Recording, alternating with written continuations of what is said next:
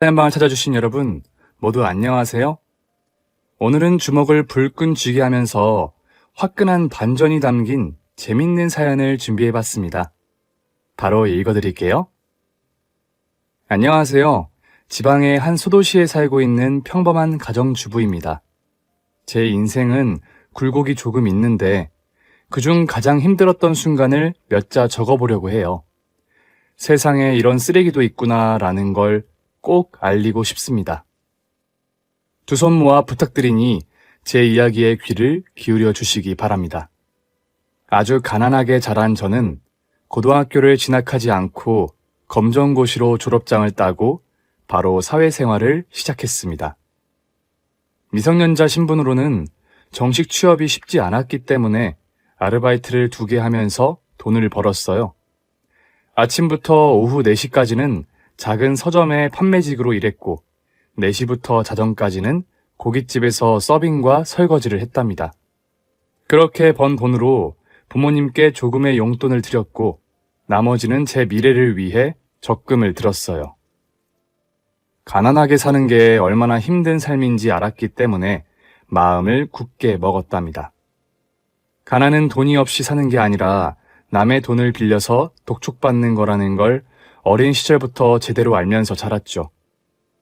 저희 부모님은 매일 돈을 갚으라는 문자와 전화를 받으면서 하루를 시작했는데 그 모습을 본 저는 돈이 얼마나 무서운지 뼈저리게 알게 되었죠. 그래서 저는 대출이나 신용카드 같은 걸 죽을 때까지 쓰지 않기로 마음속에 되뇌었습니다. 그렇게 성인이 되고 아르바이트를 그만두며 대형 식당의 정직원으로 들어가게 되었습니다. 월급도 만족할 만큼 받았고 일도 제 기준에서 봤을 때 크게 힘들지 않아 평생 직장으로 여기고 다녔답니다. 30살이 되자 식당에서 매니저까지 올라가게 되어서 마음과 통장이 어느 정도 두둑한 부자가 되었네요. 이렇게 바쁘게 일하면서 살아오는 동안 저희 부모님 2분 다 암으로 돌아가셨어요. 이 이야기를 길게 하지 못하는 이유는 제가 제 삶을 산다는 핑계로 제대로 간병을 해드린 적이 없기 때문입니다. 부모님은 제가 20대 중반 비슷한 시기에 세상을 떠나셨어요. 저에게 남긴 유산은 수천만 원의 은행과 사채 빚이었는데 다행히 변호사를 찾아가서 자문을 받아 유산 상속 포기를 신청해서 제가 빚을 갚지 않아도 상관없게 되었죠. 어쨌든 저는 더 이상 돈이 급하다, 얼마만 달라라는 부모님의 연락을 받지 않아도 되었고 막혀있던 가슴이 그제야 뚫려서 숨을 편하게 쉬고 살 수 있었습니다. 다시 제가 식당 매니저로 올랐다는 이야기로 돌아와서 저는 혼자서 모아둔 돈으로 방 2칸짜리 빌라에 전세를 얻게 되었고 소형차를 사서 운전도 하고 다니는 사치도 부렸답니다. 식당에서 같이 일하는 동료들이 대부분 나이가 저보다 많은 이모님들이었는데 왜 아직도 시집을 가지 않느냐고 하더군요. 저는 결혼 자체가 사치라고 생각하고 돈도 제대로 모으지 못할 것 같다고 대답했어요. 그러자 이모님들은 입을 모아 결혼을 해야 돈이 더 잘 모이고 하는 일도 잘 된다고 하면서 경험을 이야기해 주더라고요. 이모님들은 대개 저보다 많은 고생을 하며 살아오신 것 같았는데 남편과 자식까지 낳고 괜찮은 집에서 잘 살고 있더라고요. 그래서 남자는 인생의 걸림돌이 아닌 디딤돌이 될 수 있을 거라는 생각에 빠지게 되었고 이모님들이 소개팅해준다는 걸 거절하지 않았답니다. 여러 명의 남자를 만나 보았는데 누가 괜찮은지 모자란지 잘 모르겠더라고요. 남자를 만나본 적이 없었으니 좋은 사람을 찾는 게 많이 어려웠어요. 그래서 헷갈려 하면서 이 남자 저 남자를 만나 보았는데 그중 한 남자가 저를 아주 많이 좋아해 주었습니다. 자기 마음을 보여주려고 매일 제가 일하는 식당에 찾아와서 혼자 밥을 먹었고 제가 끝나기를 기다렸다가 같이 데이트를 하고 집까지 바래다 줬어요. 누군가 저를 이렇게 좋아해 준 적이 평생 처음이어서 그이에게 마음을 열게 되었고 진심으로 사랑하기 시작했답니다. 저희의 사랑은 누구도 잡을 수 없을 정도로 빠르게 진행되었어요. 저는 사랑이 이런 거구나 하며 무한한 감동을 느낄 수 있었습니다. 그러다 연애한 지 5개월 만에 사고를 치고 말았답니다. 남자를 처음 사귀었으니 어떻게 피임에 대한 지식이 없어서 임신을 한 거죠. 그래도 저는 그이가 기뻐할 거라 믿고 바로 이 사실을 알렸습니다. 오빠, 나 깜짝 놀랄 소식이 있어. 소식? 무슨 소식? 꼭 임신이라도 한 것처럼 말하네. 어떻게 알았어? 나 임신이래. 4주차라더라. 그이는 물을 마시다 사례가 걸려 콧구멍으로 물을 역류했습니다. 뭐라고? 우미야, 너 지금 뭐라고 그러니? 못 들었어? 임신했다고. 오빠 아기를 가졌단 말이야. 다시 한번 말했더니 그이가 못 볼 걸 본 것 마냥 두 눈이 당장이라도 밖으로 빠져나올 정도로 크게 뜨고 놀랐답니다. 남편은 재차 똑같은 질문을 여러 번이나 하고 나서야 제가 임신한 걸 믿는 것 같았어요. 그러니까 우미, 네가 임신을 했다는 거지? 이거 농담 아니지? 진짜 몇 번을 말해야 해. 설마 낳지 말자고 할 건 아니지? 우미야, 내가 몇 번이나 물었잖아. 위험한 날은 건너뛰자고 말이야. 그런데 이제 와서 임신했다고 그러면 어쩌냐, 우미야. 나 마음의 준비가 안 됐어. 아니, 결혼할 준비가 하나도 되지 않았단 말이야. 애아빠가 되기 싫다는 말을 준비되지 않았다는 변명으로 대신하더군요. 그이가 이렇게 나올 줄 몰랐기 때문에 배신감을 느끼고 화가 많이 났답니다. 그래서 책임지지 못하겠다는 거야? 이 짐승 같은 놈. 나랑 자고 싶을 때는 벼랑간 달달한 말로 꼬시더니 애기를 가졌다니까 바로 발뺌하려고 하네? 오빠 그런 놈인지 몰랐어. 나랑 결혼하기 싫으면 그냥 꺼져. 나 혼자 낳아서 키울 테니까. 제가 으름장을 놓자 그이는 말을 심하게 더듬으며 변명을 시작했습니다. 아니, 그게 아니라 내가 너무 놀라서 그래. 갑자기 아기가 생긴다고 하니까 놀라서 헛소리가 나온 거야. 진짜지? 나 버리고 도망갈 개 같은 짓은 하지 않을 거지? 애를 낳지 말라는 미친 사이코 같은 말은 하지 않을 거지? 남편은 머리에서 심하게 땀이 났는지 박박 긁어대면서 심호흡을 여러 번 하더군요. 그러더니 자기한테 잠시 생각할 시간을 달라며 식당 밖으로 나가서 담배 3대를 연달아 피웠습니다. 그 모습을 보고 있으니 저는 속이 상했고 남편과 헤어져야 하는 건지 고민이 되더라고요. 그래서 담배를 피우고 돌아온 그이에게 솔직하게 말해보라고 일렀습니다. 저는 괜찮으니 이별을 통보해도 상관없다고 전했죠. 그렇게 놀랐어? 얼마나 놀랐는지 다크서클이 턱 끝까지 내려왔네? 부담스러우면 여기서 정리하자. 난 아이를 꼭 낳을 거니까 허튼 소리 하지 말고. 누가 너랑 헤어진대? 우미야, 내 인생의 1번은 저음이 바로 너야. 너를 미혼모로 만드느니 혀 깨물고 저승 가는 게 낫겠어. 너와 뱃속의 아기는 내가 책임질 거야. 그리고 죽을 때까지 사랑할 거야. 알아들었어? 그이의 대답을 듣자 저는 울음이 터져 나왔습니다. 사실 혼자 아기를 키울 생각을 해봤더니 엄청 슬프고 화가 났답니다. 다행히 남편이 마음을 바로잡아 주어서 천만다행이었어요. 요즘 애인 임신시키고 모르쇠로 나오는 나쁜 놈들이 많다는데 제 남편은 그런 부류의 남자가 아니었답니다. 그래서 혈혈단신인 제가 새로운 가족을 만나러 가게 되었어요. 바로 남편의 어머니인 예비 시모를 찾아갔답니다. 남편이 먼저 저에 대해 말을 전해놓은 터라 임신을 어렵게 말할 필요는 없었어요. 호화스러운 주택의 대문을 열리자 예비 시모를 처음으로 마주하게 되었습니다. 어머님, 안녕하세요. 정우미라고 합니다. 아가씨가 내 아들, 애를 가진 여자야? 들어와. 화나고 무서운 말투로 호통치듯이 말씀하시곤 제 머리부터 발끝까지 몇 번을 훑어보시더군요. 저야 겁이 나서 고개를 숙이고 식은땀을 흘리고 가만히 서 있었네요. 아, 뭐해? 들어오라고. 누가 보면 오기 싫은 집에 억지로 끌고 온 줄 알겠네. 네, 들어갈게요, 어머님. 잘 부탁드립니다.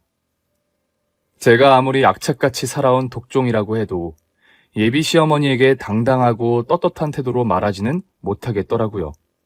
식당에서 덩치 큰 진상들과 싸워도 한 번도 뒷걸음질을 하지 않았는데 호랑이 같은 시어머니를 만나게 되니 저도 별 수 없는 애송이었답니다. 이윽고 뻘쭘하게 대문 안으로 발을 겨우 뻗어서 들어가게 되었는데 시댁이 생각했던 것보다 훨씬 더 넓고 화려했습니다. 마당에 텃밭도 있었고 대추나무도 2그루가 뻗어 있었어요. 집 안으로 들어가기까지 30걸음 정도가 걸렸답니다. 긴장을 해서 속으로 숫자를 세면서 들어갔네요. 그리고 신발을 벗고 시댁 안으로 들어가자 온몸이 사시나무 떨듯이 떨렸습니다. 매를 맞기 전에 겁부터 먹는 어린아이처럼 많은 걱정과 근심이 들어서 그랬죠.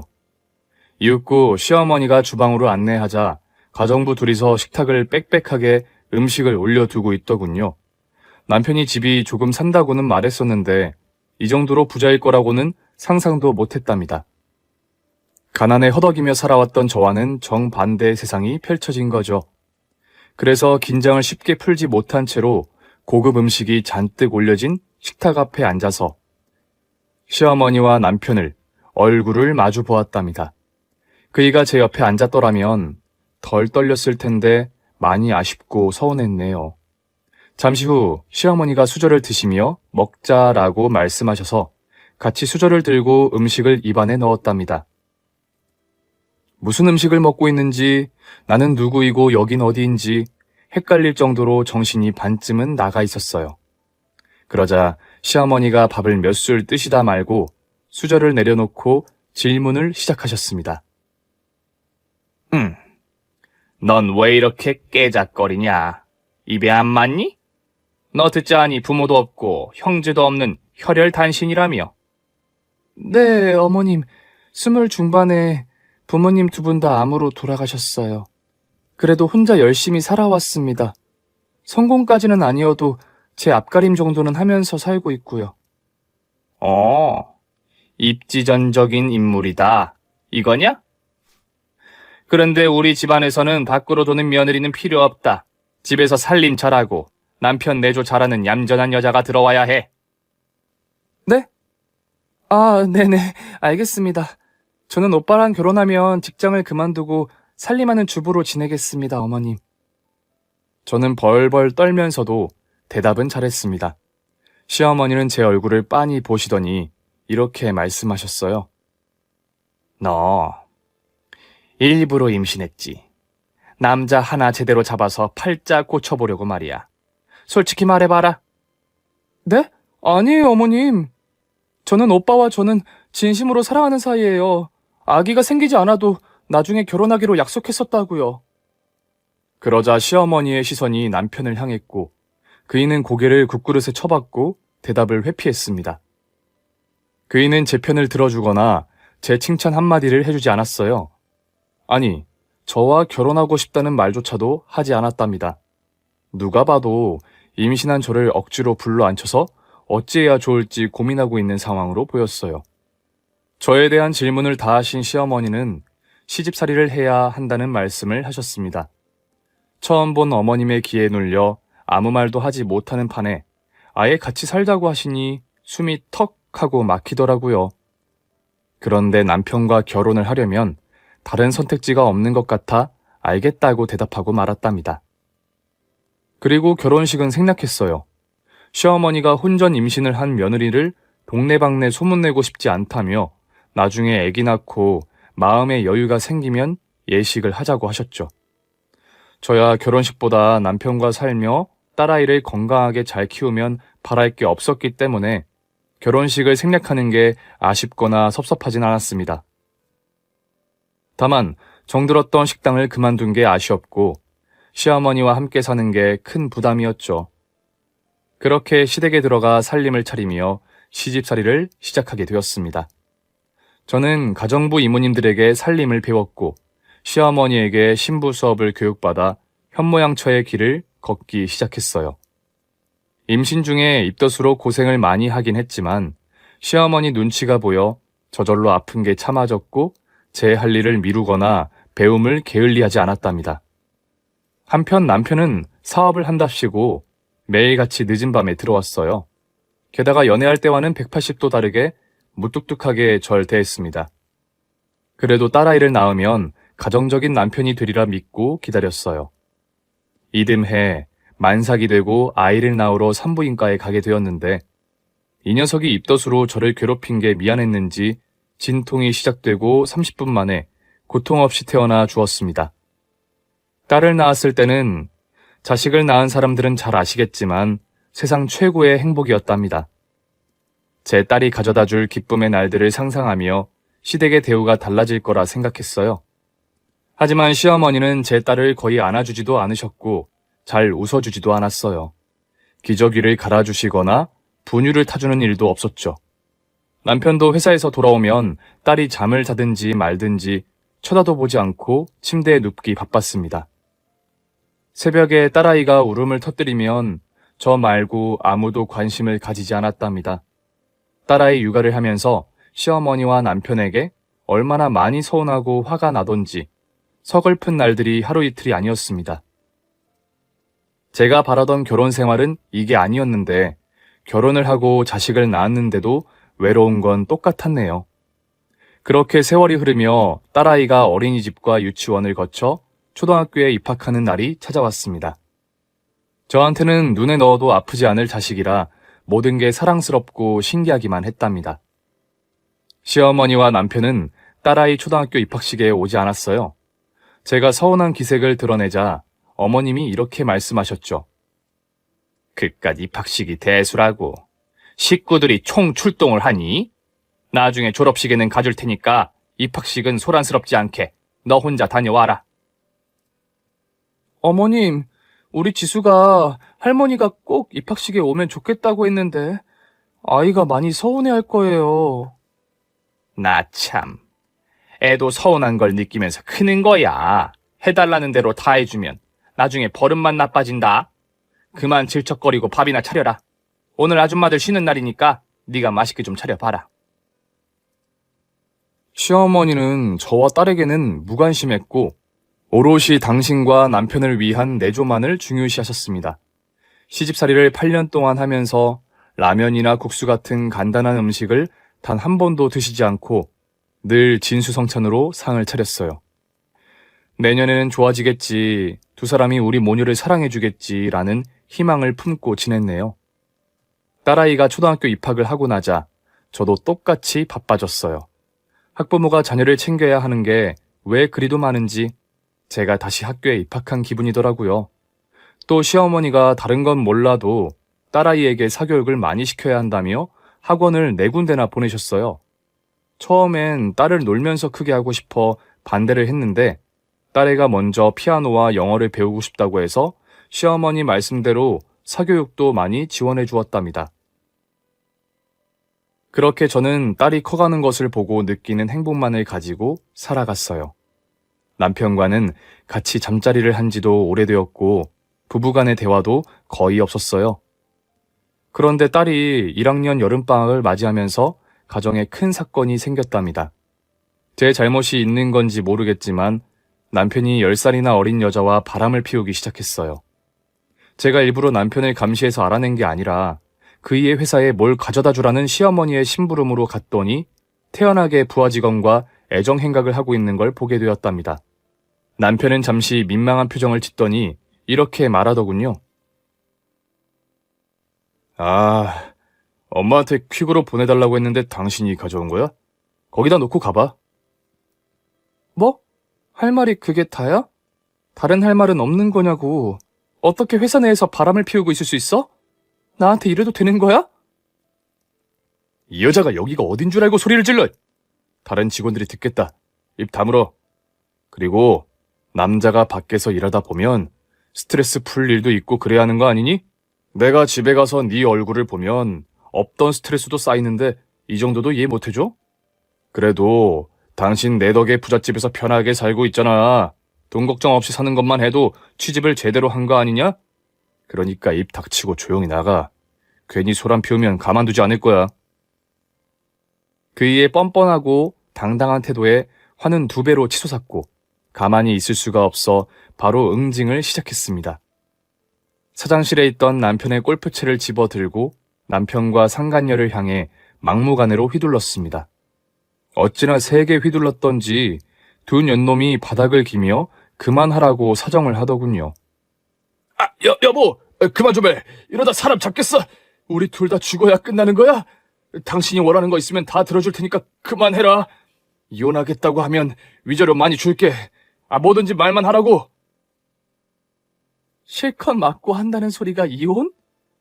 내가 누구 좋으라고 이혼을 해줘? 두고두고 괴롭히고 못살게 굴어줘도 모자랄 판에? 당신 손가락질 받으면서 살게 해줄 테니까 인연하고 바람을 피우든 살림을 차리든 마음대로 해. 당신 내가 얼마나 지도 큰 년인지 모르지? 평생 옆에서 끔찍하게 해줄게. 저에게 사과 한마디 하지 않고 돈으로 해결하려고 한 남편에게 이렇게 경고를 하고 회사에서 나왔습니다. 그리고 시어머니한테 이 사실을 바로 알렸더니 역시나 눈 하나 깜짝하지 않고 그이가 바람 피우는 게 뭐가 어떠냐고 하더군요. 저에게 무정한 줄은 알았지만 이 정도로 이기적인 사람들인 건 이번에 알게 되었습니다.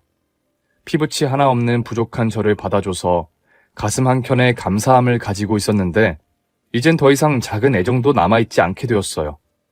저는 쉽게 이혼해줄 마음이 없어 시댁에서 똑같이 지냈습니다. 남편과 시어머니가 꼴도 보기 싫었지만 이를 악물고 버텼죠. 그런데 그런 제 모습이 우스웠는지 두 모자는 아예 대놓고 상간녀 자랑을 떠들었답니다. 지금 사귀는 아가씨는 얼마나 된 거냐? 그리고 네가 장가가고 나서 몇 번째 애인이야? 지금 만나는 애인은 한 2년 됐고 저 여자랑 결혼하고 한 20번째 애인 정도 될걸? 그동안 한 번도 안 걸리고 잘 사귀어왔는데 얼마 전에 회사 사무실에서 걸리고 말았네. 걸리면 어떠냐? 그냥 이번 기회에 마누라를 갈아치워도 난 환영이다. 엄마 생각도 그래? 나 지금 애인이 너무 좋아서 같이 살고 싶은데 말이야. 그럼 이번 기회에 마누라 갈아치워버려? 저 들으라고 두 모자가 손발을 척척 맞춰가며 희롱하더군요. 하지만 저는 위자료 몇 푼 받고 나갈 마음이 아니었으니 잠시 참기로 했답니다. 남편의 사생활을 감시할 사람을 붙여놓고 확실한 증거를 받아 제대로 보상받고 나가기로 마음먹었죠. 그래서 몇 주 동안 돈을 써서 그이의 바람 현장을 잡으려고 해봤는데 이 인간이 바람을 회사 안에서만 피우고 있어서 증거 잡는 게 보통 어려운 게 아니었답니다. 그렇게 더러운 인간들과 사는 걸 억지로 참아가며 시간을 보내고 있던 중 딸아이를 데리러 학교에 다녀왔는데 시댁 안에 상간녀가 와 있는 겁니다. 두 모자가 단단히 미쳤는지 아이가 있는 집에 바람난 년을 데리고 왔다는 게 믿어지시나요? 정말 기가 막히고 환장할 노릇이었지만 일단 안으로 들어가 딸아이를 방에서 숙제를 시켜놓고 거실로 나왔답니다. 그리고 따지듯이 이게 뭐하는 짓거리느냐고 분노했더니 세 사람이 저를 두고 낄낄 비웃더군요. 미칠 듯이 화를 더 심하게 냈더니 더 크게 비웃었죠.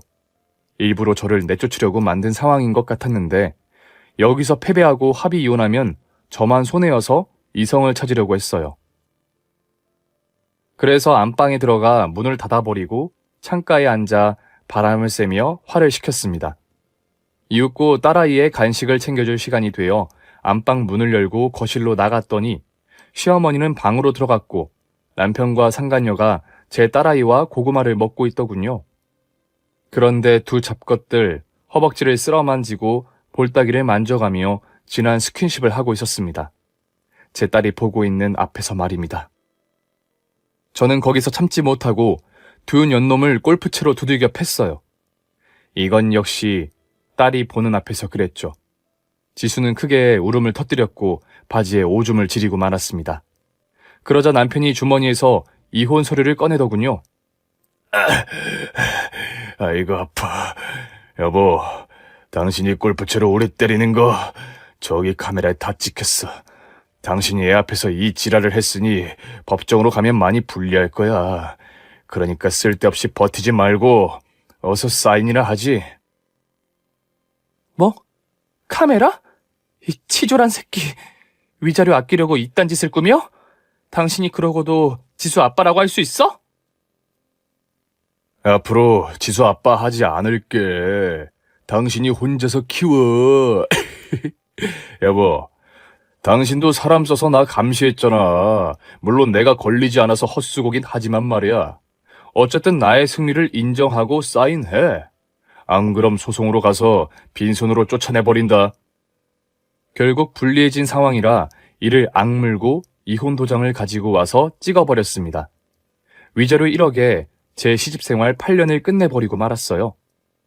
남편과 시어머니는 당연히 제 딸을 키우고 싶은 마음이 털끝만큼도 없다 해서 양육권으로 싸우지는 않고 나왔습니다. 만약 딸까지 빼앗겼더라면 눈이 뒤집혀 큰 사달을 냈을지도 모르죠. 매달 양육비를 지원해준다는 말을 철석같이 믿고 이혼 후 딸과 둘이서 지낼 작은 빌라에 들어가 지냈는데 그이는 처음부터 양육비를 지급하지 않았습니다. 변호사를 찾아가 물어보니 양육비를 주지 않는 남편들이 꽤 많은 데다 처벌하는 게 쉬운 일이 아니라면서 한꺼번에 다 받아내도록 소송을 해보자고 하더군요. 그래서 변호사를 믿고 돈에 대한 근심을 내려놓았답니다. 그리고 언제까지 남편의 양육비만 기다리고 있을 수 없어 제가 돈을 벌기로 했어요.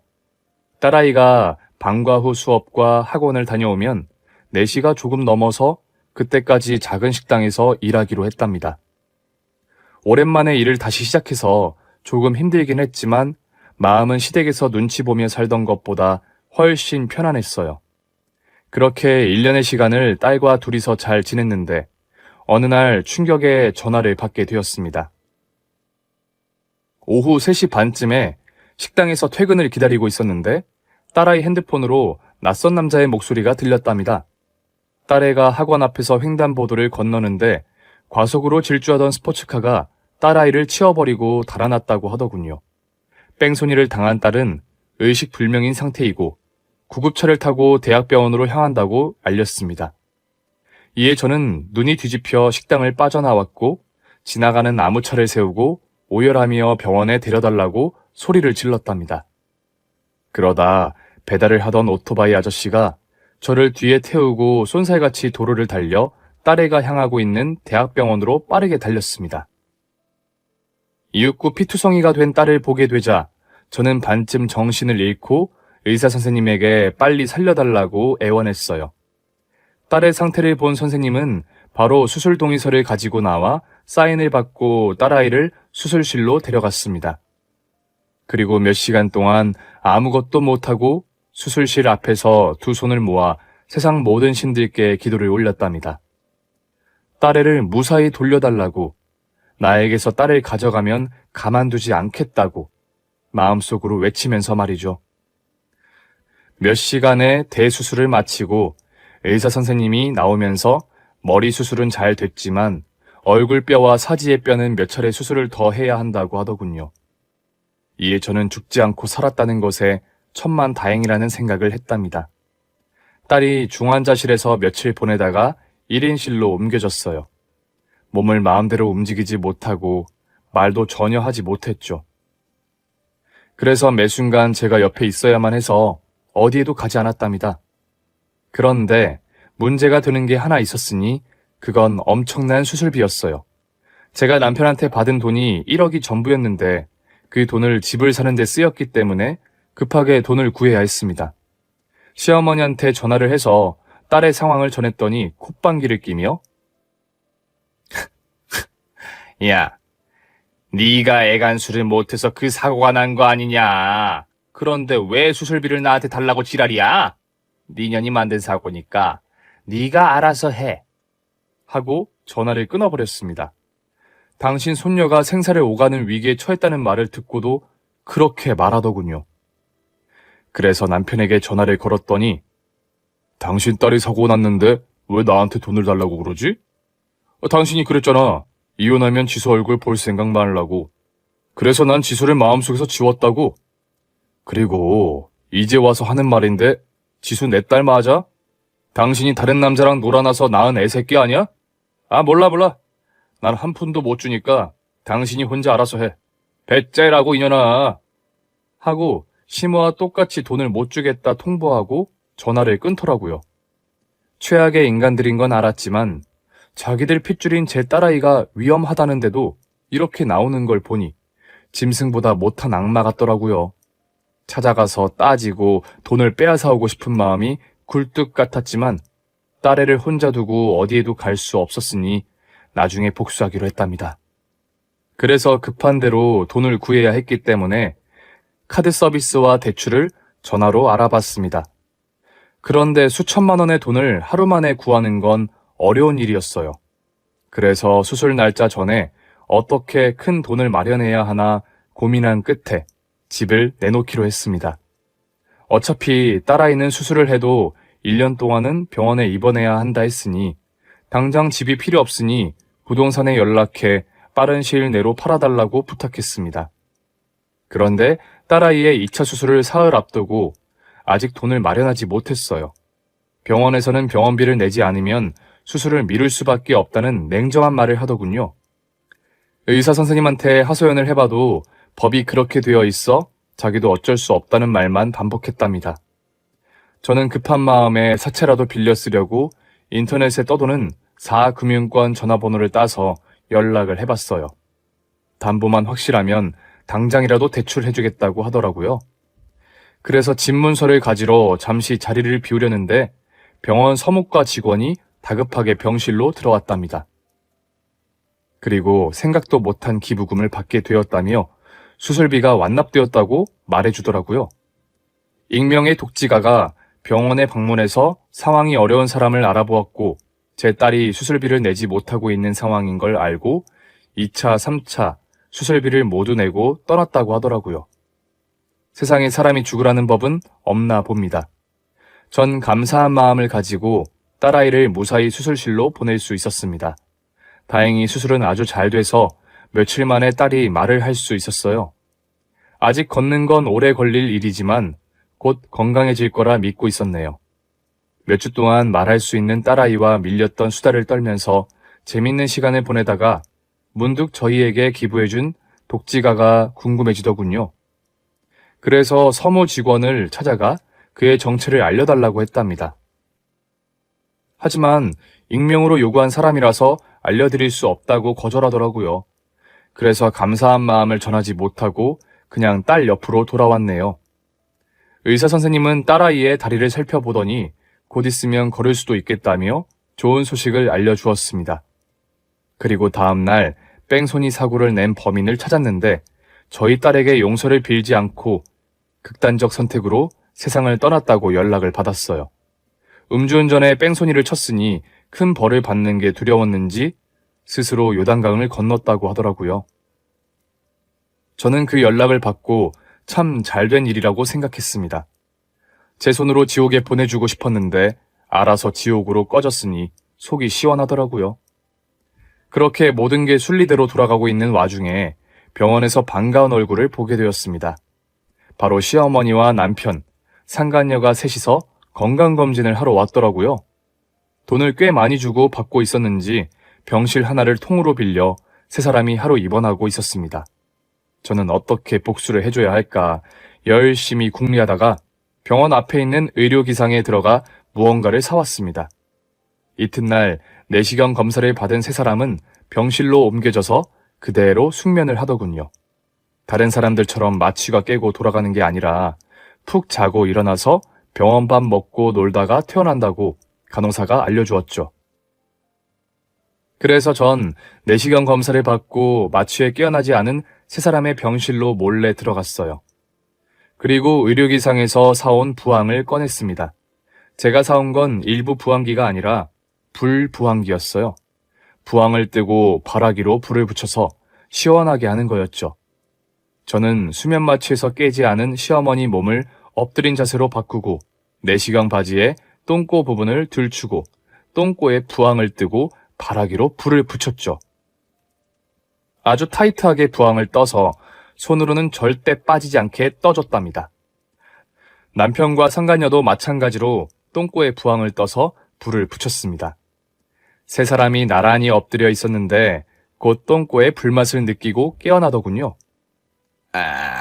뭐야. 왜 이렇게 엉덩이가 뜨끈한 거야? 내시경 검사 끝났다고 했는데 뭐가 남은 건가? 그러게요, 어머님. 똥꼬가 화끈거려요.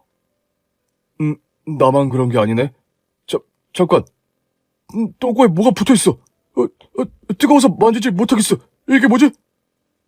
이거 부항 아니야? 오빠, 내시경 다음에 똥꼬에 부항 떠달라고 했어? 얘는 다 좋은데 띨띨한 게 문제야. 야, 내가 미쳤다고 똥꼬에 부항을 뜨라고 했겠니? 이거 엄마가 시킨 거지. 어디서 이상한 소리 듣고 와서 부항 떠달라고 한 거 아니야? 이놈아, 누가 부항을 똥구녕에 뜨냐?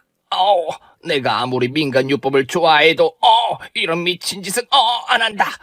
그런데 이거 진짜 안 빠진다. 뭔 놈의 부항이 이렇게 꽉 조이는 거냐? 세 사람은 엎드린 자세에서 엉덩이만 들어 올린 자세로 대화를 나누고 있었습니다. 그래서 제가 커튼을 걷어내며 모습을 드러냈어요. 저는 부항에 불을 붙이는 발화기로 총 쏘는 신용을 하며 잡것들에게 외쳤습니다. 다들 꼼짝 마! 움직이면 니들 후장을 평생 못 쓰게 될 거야. 배변 주머니 차고 싶지 않으면 아가리 닥치고 내 말 들어라. 그러자 세 사람이 낄낄거리며 어디서 개뼈떡이 같은 장난을 치느냐며 희죽거리더군요. 야, 이년아, 너 여긴 어떻게 알고 온 거야? 맞다. 네 딸년 오늘 내일 하고 있다고 했지. 입원한 병원이 여긴가 보네. 너 돈 많이 필요하겠다. 어머님, 오랜만이에요. 여보, 그동안 양육비 한 푼 안 주고 잘 먹고 살았어? 살림살이 좀 나아졌니? 지금부터 내 요구 조건을 말하겠어. 그걸 들어주지 않으면 니들은 오늘부로 똥꼬를 잃게 된다. 뭐야? 너, 이 부항 니 년이 뜬 거야? 당장 빼지 못해. 지금 졸라 뜨겁거든. 빨리 빼줘. 그거, 손으로 절대 안 빠져. 전동 펌프로 빡빡하게 쪼여놔서 이 펌프 없이는 절대 빼지 못해. 그러니까 내 요구 조건을 들어주지 않으면 니들 똥구녕은 오늘부로 저 세상으로 보내게 될 거야. 내 요구 조건은 내 딸 양육비 5억과 추가 위자료로 5억을 원해. 10억을 당장 입금하지 않으면 니들 똥꼬는 영원히 변기를 만나지 못할 거야. 그러자 세 사람이 박장대소를 하더군요. 어디서 말 같지도 않은 소리를 하냐며 밖에 있는 간호사들을 불렀답니다. 간호사들은 아무도 없어. 내가 식사 대접하겠다고 카드를 드렸지.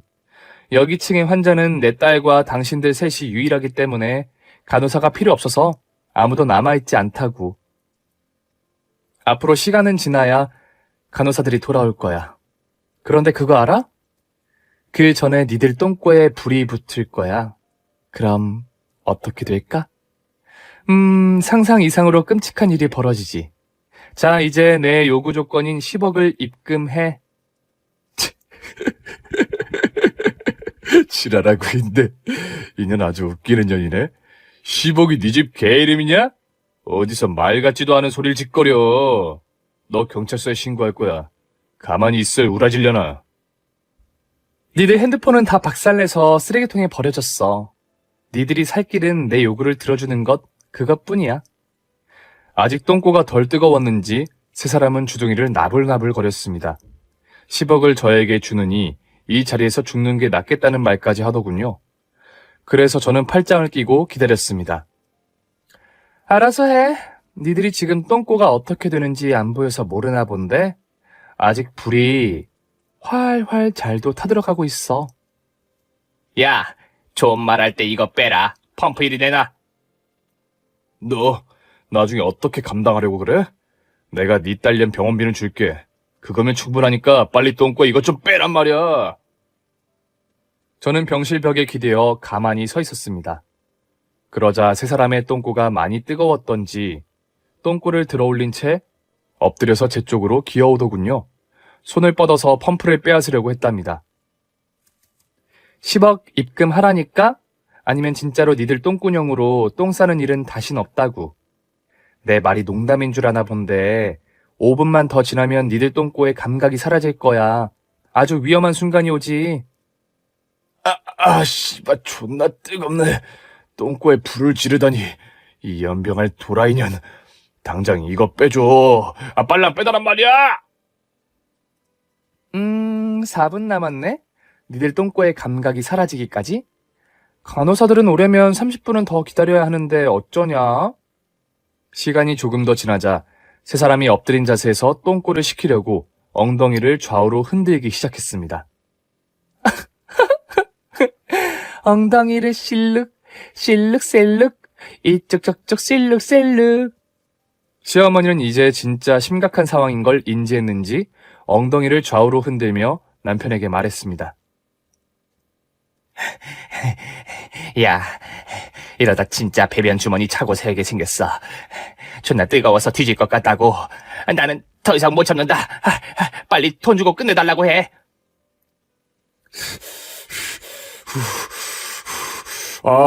존나 뜨겁네. 알았어, 여보. 당장 입금은 못 해줘. 핸드폰을 깨부셨는데 어떻게 입금을 해줘? 이제 똥꼬가 미치게 뜨겁고 가렵지. 곧 똥꼬를 상실하게 생겼군. 여보, 당신 핸드폰은 내 주머니에 있어. 당신이 비밀번호만 부르면 내가 알아서 10억만 이체할게. 잠깐 있어봐. 다 됐다. 인터넷 뱅킹 켰어. 비밀번호 6자리 불러봐. 그러자 남편은 입을 쉽게 열지 않더군요. 계속 뜨거운 걸 참아보기로 생각을 바꿨는지 엉덩이를 아주 열심히 좌우로 흔들었습니다. 엄마, 자기야, 엉덩이 열심히 흔들어봐. 그래서 부항기에 불을 꺼뜨려 보자고. 그럼 우리 똥꼬들은 무사할 거야. 30분만 버티면 간호사가 돌아온다고. 나는 지금 똥꼬에 아무런 감각이 없다. 아들, 빨리 10억 줘. 이 애미의 똥꼬를 살려달란 말이야. 오빠, 그냥 줘버려. 어차피 돈도 많잖아. 내 똥꼬도 지금 아비가 온 것 같아. 빨리 끝내자고. 남편은 상간녀와 시어머니의 야단에 결국 굴복하고 말았습니다. 비밀번호 6자리를 부르자 바로 10억을 제 통장으로 이체했답니다. 그리고 세 사람의 똥꼬에 붙어있는 부항기를 제거해 주었습니다.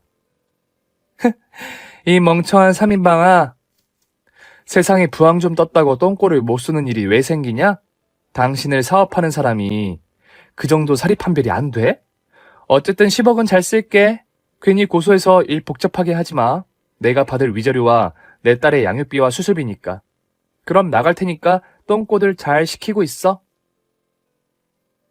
제 조롱에 세 사람은 일어나려고 하다가 똥꼬가 아리고 따가웠는지 도로 엎드린 채 엉덩이를 좌우로 흔들었습니다.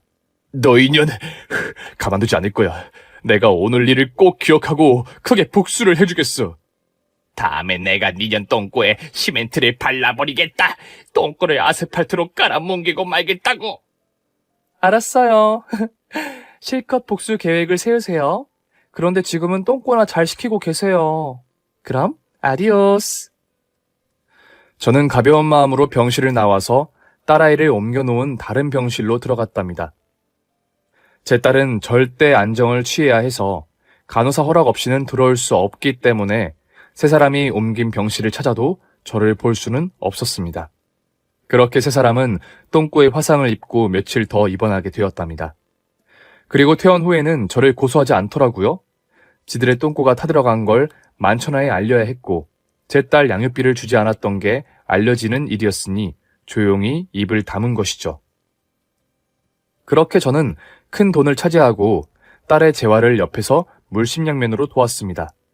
그러던 중 훤칠하고 멋있는 남자 하나가 병실을 찾아왔어요. 어떻게 왔느냐고 했더니 수술비를 기부해준 독지가였던 겁니다.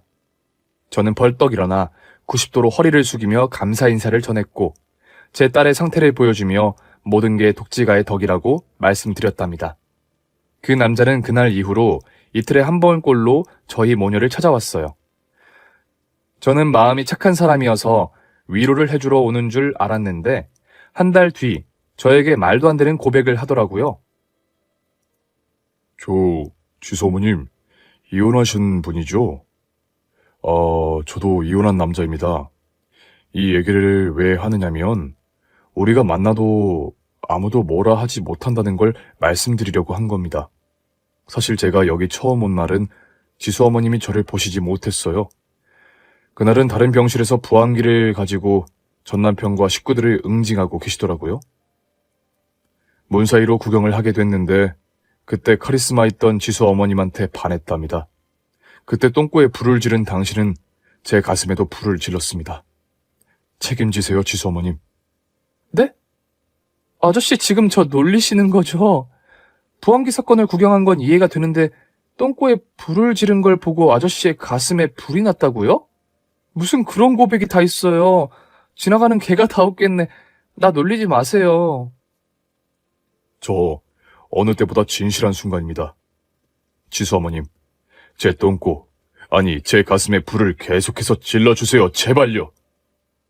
제가 아저씨한테 감사하긴 하지만 너무 갑작스러운 고백이라 뭐라 말씀드려야 할지 모르겠네요. 조금 생각할 시간을 주세요. 그러자 독지가가 한마디 하더군요. 제가 자선 사업가이긴 하지만 돈 버는 사업들도 많이 하고 있습니다. 제가 곧 지수 아빠의 사업을 개박살 내겠습니다. 당신의 속이 풀리도록 제가 응징해 주겠다고요. 그게 정말이에요? 그럼 일단 그 자식을 박살을 내보세요. 우리 이야기는 그때 가서 다시 합시다. 독지가는 반드시 복수를 성공해서 돌아오겠다고 말한 뒤 한 달 동안 모습을 보이지 않았어요. 역시 실패인 건가? 나한테 관심이 사라진 건가? 하고 아쉬운 마음이 들긴 했지만 지금은 딸을 돌보는 게 무엇보다 중요해서 빨리 잊어버렸습니다. 그런데 얼마 뒤 독지가가 제 딸의 병실 문을 열고 들어오더군요. 저에게 노란 봉투를 하나 내밀면서 그동안 있었던 일을 미주알 고주알 떠들기 시작했습니다. 독지가는 남편 사업을 방해하려고 먼저 거래하는 업체들을 모두 웃돈을 주고 포섭했고 남편 회사 직원들까지 모두 자기 회사로 스카웃해왔답니다. 그리고 그 직원들에게 남편의 비리를 밝힐 만한 문서와 장부를 가져오게 했다네요. 독지가는 남편을 제대로 망하게 해주려고 국세청에 횡령과 탈세를 고발했고 검찰까지 불러서 남편을 제대로 조졌다네요. 그래서 남편은 감당할 수 없는 많은 벌금을 추징받게 되어 망해가는 회사를 매각하고 시어머니의 재산을 탕진하게 되었답니다. 감옥에 가는 건 피했으나 하루아침에 알거지가 된 거죠. 그래서 상간녀는 소리 소문 없이 떠났고 두 모자는 같이 살 방 한 칸이 없어서 떨어져서 살게 되었다네요. 독지가가 넘겨준 사진을 보니 시어머니는 반지하 원룸에서 지내고 있었고 전 남편은 숙식이 제공되는 공장에 들어가 있더라고요. 제 딸을 위기에서 구해준 독지가가 저를 사랑하게 되면서 시댁 복수까지 다 해준 겁니다. 전 이 사실을 듣고 어찌나 시원하고 통쾌하던지 바로 마음의 문을 열고 독지가에게 달려가 안겨버렸답니다. 그렇게 복수의 막이 내리고 사랑의 막이 오르게 되었네요. 1년이 지난 지금은 독지가인 남편과 건강을 되찾은 딸과 셋이 한 집에 살고 있답니다. 그이와 저는 혼인신고를 하고 부부의 연을 맺고 행복한 신혼을 보내고 있네요. 딸아이도 새아빠를 엄청 좋아하며 잘 따르고 있습니다. 전 남편이 무정한 놈이니 지금의 새아빠가 얼마나 좋은 사람인지 잘 알고 있었으니 무척이나 기뻐하고 좋아하네요. 그리고 한 가지 소식을 더 전하자면 제가 둘째를 임신하게 되었습니다. 사실 이번에도 과속을 해서 둘째 아이를 임신해서 빠르게 살림을 합치게 되었네요. 그래도 두 번째 결혼 생활은 성공할 것 같습니다. 여러분이 보시기에도 그렇죠? 그럼 많은 응원의 글을 남겨주세요. 제가 다 읽어보고 행복하게 지낼 테니 부탁 좀 드릴게요. 이만 글을 줄일게요. 저처럼 많은 고생을 했던 분들이 힘을 얻고 위로를 받으셨길 바랍니다. 안녕히 계세요. 오늘의 사연이 재밌었다면 구독과 좋아요를 꼭 눌러주세요. 저는 내일도 변함없이 여러분 앞에 보다 더 재밌는 이야기를 들고 찾아오겠습니다. 감사합니다.